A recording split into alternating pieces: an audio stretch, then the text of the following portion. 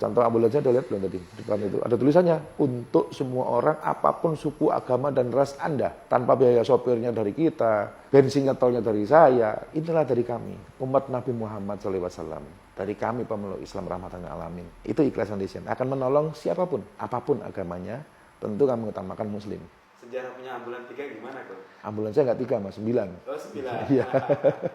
Ketika anak saya sakit, susahnya setengah mati cari ambulans. Sampai harus naik Grab. Dengan dia muntah darah keluar tuh di Grab itu. Selain itu macet. Bagaimana dalam kondisi kritis saya harus bawa anak saya cepat. Di rumah sakit pun begitu. Banyak anak-anak orang yang meninggal pun akhirnya ambulan itu mahal. Dan mereka ini BPJS. Orang kalau pakai BPJS itu bukan orang kaya. Sedangkan waktu itu saya nggak punya BPJS. Saya juga nggak punya asuransi. Akhirnya jual-jualin yang apa bisa dijual gitu. Ini kok susah ya punya ambulan. Setelah anak saya meninggal, ya Allah saya pengen punya ambulan. Ya Allah saya pengen ada ambulan gratis. Nggak cuma katanya gratis. Banyak bilang gratis. Dan berapa banyak orang yang punya ambulan. Atau lembaga, bahkan maaf nyuwun sewu. Banyak masjid punya ambulan, tapi ambulannya cuma jadi pajangan di masjid. Ini loh punya ambulan. Jalan nggak tiap hari.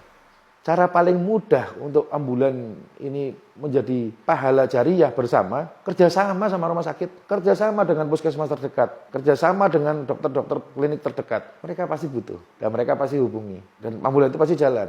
Jadi kalau lihat garasi saya, mobilnya 4 mas, yang 3 ambulan gitu.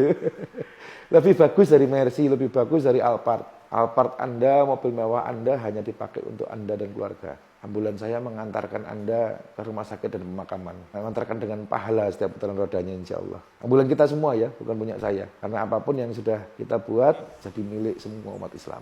Kenapa begitu lega atau ikhlas banget melepaskan dunia untuk itu? Sebelum masuk Islam sudah seperti itu soalnya mas. Jadi coba cari Hani Kristianto gereja gitu. Apa yang saya lakukan di gereja? Pikul salib. Pikul salib itu artinya begini. Kamu sudah Islam? Sudah. Percaya asyhadu alla ilaha illallah, sudah. Benar sudah. Asyhadu anna Muhammad Rasulullah, betul. Kelakuanmu jauh dari Nabi tapi.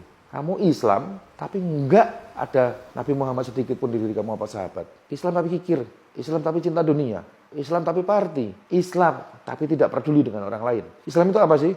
Rahmatan lil alamin. Apa sih rahmatan lil alamin? Menjadi rahmat, bermanfaat, menyenangkan, berguna dan aman buat siapapun. Ketika kita sudah Islam, kita harus punya 3 prinsip. Saya, Hani, sudah masuk Islam. Yang pertama, saya aman buat kamu. Bohong kalau teroris itu nggak ada di Islam. Barang siapa membunuh orang, kafir sekalipun, tanpa alasan yang jelas, dia masuk neraka.